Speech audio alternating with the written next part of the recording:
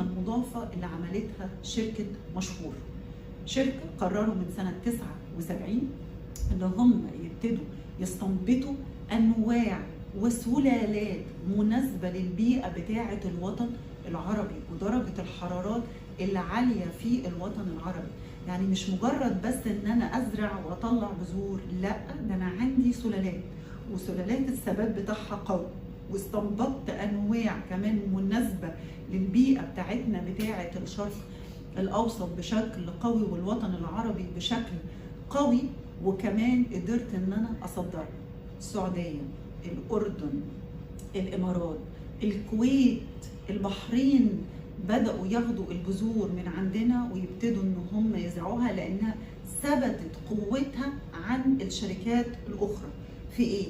في الذرة الصفراء، في البرسيم، في البصل، في السبانخ، في الكزبرة.